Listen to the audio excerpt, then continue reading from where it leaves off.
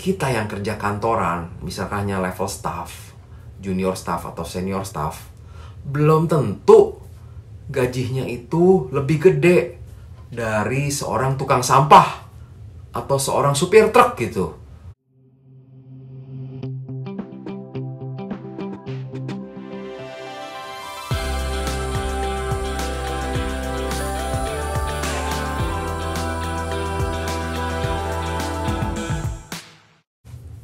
Halo guys, ketemu lagi nih dengan gua Darwin dalam channel pribadi gua, Opini Darwin. Apa kabar kalian semua? Semoga kalian semua dalam keadaan sehat-sehat semua ya. Dan dalam video kali ini kita akan membahas mengenai kalau kerja kantoran di Kanada, kesannya gimana nih? Nah, menurut kalian kesannya gimana? Nah, kita akan kupas mengenai hal ini ya. Tapi disclaimer ya, gua bukan agen tenaga kerja, agen imigrasi, ataupun agen edukasi. Gua hanya salah satu dari ribuan diaspora Indonesia yang berada di Kanada. Dan gue juga hanya orang kerjaan. Gue bukan business owner. Jadi banyak kali orang menanyakan ke gue, "Bang atau Ko Darwin, tolong cariin kerja dong di sini." Nah, gue bukan agen tenaga kerja guys ya. Mohon maaf untuk hal itu. Jangan lupa ya guys ya, bagi teman-teman yang belum subscribe, untuk subscribe. Bantu untuk like dan komen. Karena kalau banyak like dan komennya, rating videonya juga naik. Dan juga jika kalian merasa video ini bermanfaat dan ingin sharing, bisa tulis di komentar di bawah ini ataupun DM ke Instagram gua, opini_Darwin. Simak videonya sampai habis ya. Oke guys, bagi beberapa orang Indonesia yang kalau suka nonton video vlog tentang diaspora Indonesia yang ada di luar negeri dan bisa kerja kantoran, nah mereka menganggapnya itu, wah, orang-orang diaspora itu hebat banget ya, bisa kerja kantoran di luar negeri atau di Kanada, ya kan? Karena dengan asumsi yang pertama itu, wih, kesannya Inggrisnya bagus banget nih ya. Karena kan namanya kerja kantoran pasti kan banyak berbicara ya dengan teman-teman kolega ataupun dengan bos kita. Lalu yang kedua, kesannya pinter banget nih, karena wih, bisa bersaing dengan orang-orang bule untuk bekerja kantoran di sini. Nah, padahal guys, dalam realitanya ketika kita sudah tiba di sini, mau tahu nggak gimana? Nah, gue udah merasakan sendiri ya, setelah gue 6 tahun tinggal di Kanada. Dan gue selama 6 tahun ini, berkat dari yang di atas, gue masih bisa bekerja sesuai dengan bidang gue dulu di Indonesia. Gue kerja di bidang accounting. Nah, gue mau share kepada kalian, menurut gue rasanya gimana nih kalau kerja kantoran di Kanada. Oke guys, bicara mengenai kerja kantoran di Kanada, ya sama aja dengan kerja kantoran di Indonesia. Dalam arti yang pertama, ada perusahaan yang besar, yang diidam-idamkan oleh karyawan untuk bisa bekerja di situ ya. Contohnya kalau di Indonesia kan misalkan, wah, mengidam-idamkan bisa kerja di bank yang besar atau di perusahaan telekomunikasi yang besar itu ya. Karena apa? Fasilitasnya bagus. Nah, di sini juga sama di Kanada. Banyak orang yang mengidam-idamkan bisa kerja di perusahaan IT yang besar seperti Google atau Microsoft atau Amazon gitu ya. Tapi di bagian kantornya, nah itu kan gak gampang guys, karena ribuan orang tuh pengen bisa kerja di perusahaan-perusahaan besar itu ya. Lalu yang kedua juga level guys. Di sini kan sama dengan di Indonesia, ada levelnya staff, junior staff, senior staff, ada manajer atau direktur. Nah, kalau misalkan kita kerja kantoran di Kanada, tapi kan kerjanya di perusahaan kecil dan juga levelnya hanya staff, ya biasa aja gitu ya. Toh banyak orang Indonesia di sini yang kerja kantoran juga guys. Jadi kalian harus terbuka matanya bagi teman-teman yang di Indonesia ya. Ke Kanada bukan berarti kita hanya bisa kerja kasar atau kerja yang labor. Enggak. Kerja kantoran pun bisa. Cuman memang timingnya itu beda-beda. Rezeki tiap orang itu beda-beda. Ada yang baru landing berapa minggu dapat kerja kantoran sesuai dengan bidang dia dulu. Ada yang harus sampai berbulan-bulan bahkan sampai bertahun-tahun baru bisa dapat kerja kantoran. Jadi sangat tergantung ya guys ya dengan kondisi kita. Kadang-kadang kemampuan bahasa Inggris kita juga berpengaruh. Kemampuan kita di interview juga itu berpengaruh terhadap cepat atau tidaknya kita bisa kerja kantoran. Lalu yang kedua itu berkaitan dengan kerja kantoran itu, banyak yang beranggapan kalau kerja kantoran itu harus mempunyai sertifikasi Kanada baru bisa kerja kantoran. Well, dalam realitanya banyak teman-teman yang, ya ini karena kejadiannya ini dulu ya sebelum Express Entry. Sama seperti yang gue apply dulu ya, Federal Skilled Worker langsung, dimana gue bisa apply PR dari Indonesia langsung, dan ketika tiba di sini gue statusnya udah PR. Nah, banyak teman-teman yang dari tahun 2000 sampai dengan 2014 itu datang seperti gue guys. Di Indonesianya sudah mempunyai pengalaman, lalu apply federal skill worker, dapat PR-nya, berangkat ke sini. Dan mereka ingin melanjutkan kerja sesuai dengan bidang mereka di Indonesia. Ada yang IT, ada yang accounting, ada yang purchasing gitu ya. Nah, mereka banyak yang tanpa sekolah lagi di Kanada ya, bisa kerja kantoran. Jadi menurut gue itu mitos sih ya, kalau misalkan mau kerja kantoran itu wajib lulusan Kanada. Enggak juga. Cuman memang beberapa contohnya ya, ini nggak bisa dijadikan patokan sekali lagi.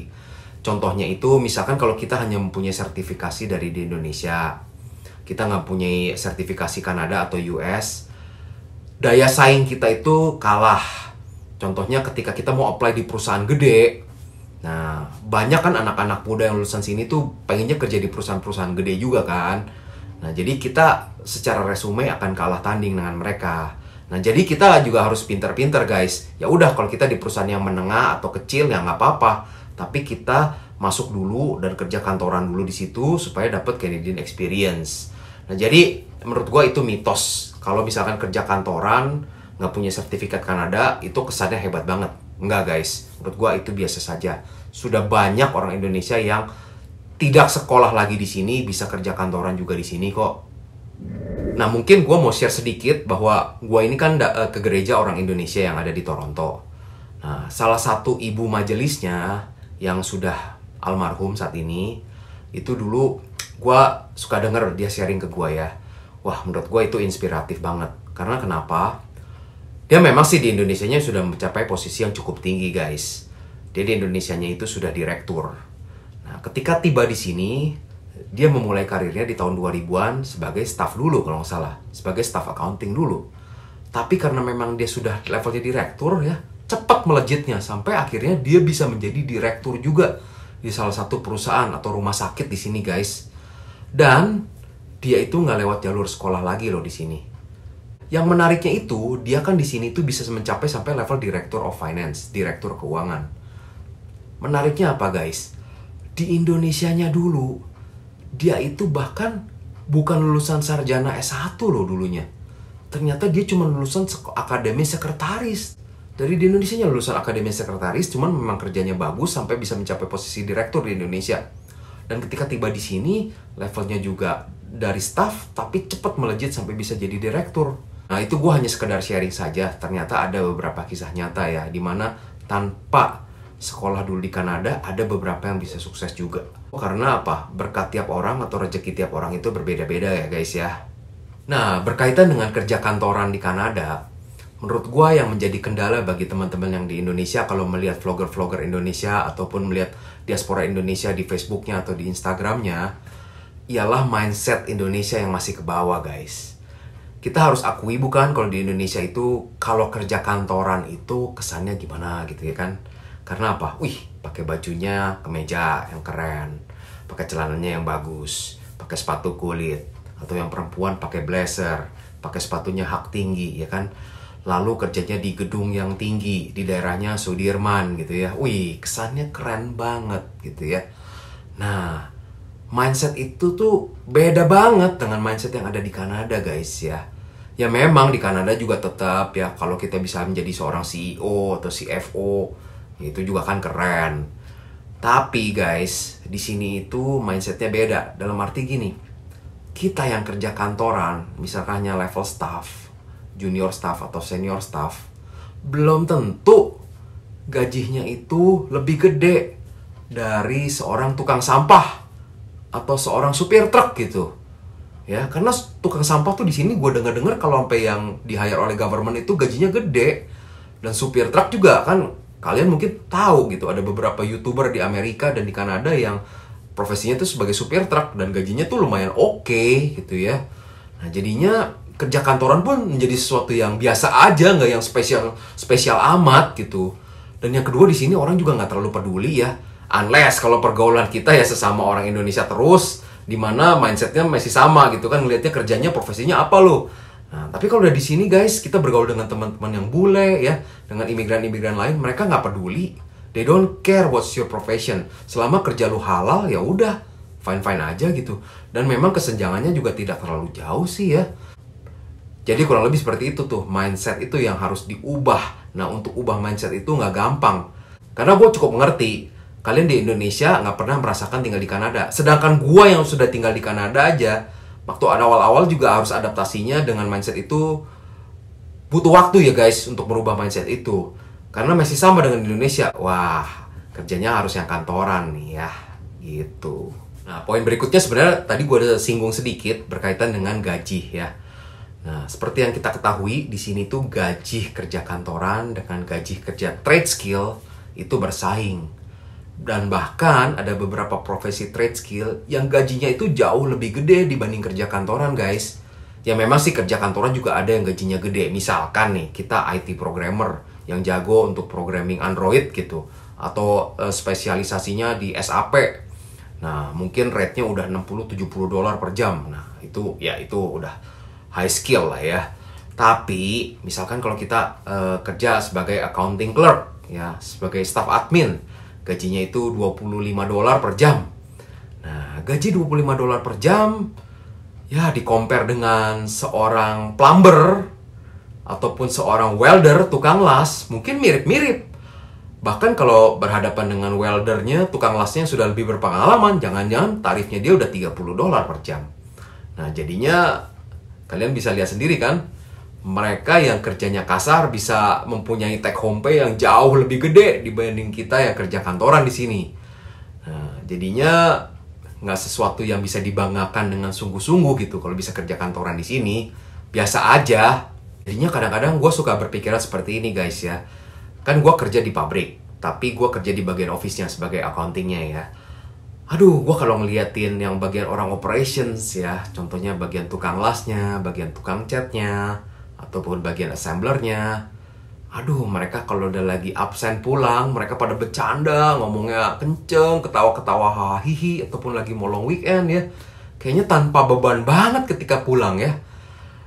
Sedangkan kalau kita orang accounting, kadang-kadang ada beberapa momentum di mana, aduh, udah jam 4:30, jam 5 sore, ini angka nggak balance lagi debit sama kreditnya. Aduh, gimana ya? Sedangkan besok deadline lagi. Harus selesai laporannya. Aduh, stres kan? Malamnya jadi kepikiran dan nggak bisa tidur. Atau gelisah tidurnya. Nah, sedangkan mereka yang kerja trade, malah mungkin bisa tidur dengan nyenyak kali ya. Karena juga capek kan fisiknya ya. Gue jadi kadang-kadang mikir, aduh, lebih enak lagi jadi mereka tuh. Ya, seperti biasa ya guys ya. Kadang-kadang kita ngelihat rumput tetangga selalu lebih hijau. Nah, jadi menurut gua sih kesimpulannya itu ialah yang pertama bahwa kalau kita misalkan kerja kantoran di sini ya biasa aja, karena di sini tuh nggak terlalu yang seperti di Indonesia yang kalau kerja kantoran itu kastanya lebih tinggi atau lebih prestis gitu ya. Lalu yang kedua menurut gua kalau tiba di Kanada ya udah ini menjadi momentum guys, karena di sini itu kita profesinya itu mau kerja yang labor atau mau kerja yang trade skill ataupun kerja yang office, nggak terlalu terjadi kesenjangan yang begitu tinggi. Ini menjadi momentum bagi kita. Misalkan kita memang mempunyai passion dari kecil. Aduh, gue passionnya ini gue suka banget dengan dunia electrical. Gue seneng ngerakit, gue seneng ngutak-ngutik mobil. Nah, menjadi seorang truk mekanik di sini atau menjadi montir mobil di sini gajinya oke guys ya. Nah, dan nggak kelihatan seperti di Indonesia yang kerjanya kan dianggapnya kalau lu montir tuh kurang dianggap gitu ya. Kalau di sini nggak seperti itu. Jadi menjadi momentum di mana kalian bisa bekerja sesuai dengan apa yang menjadi talent kalian, apa yang menjadi passion kalian di sini. Nah, jadi kurang lebih seperti itu aja sih pesan gue ya. Dan bagaimana teman-teman? Menurut kalian video ini bermanfaat atau enggak? Jika ada teman-teman yang tidak setuju dengan pendapat gue kali ini, tolong tulis di komentar di bawah ini ya. Ataupun mau DM pribadi ke gue juga nggak apa-apa sih ya. Instagram gue opini_Darwin. Oke guys, demikian dulu videonya dan semoga videonya bermanfaat ya. Sampai jumpa di video berikutnya. Stay safe and stay healthy. Bye!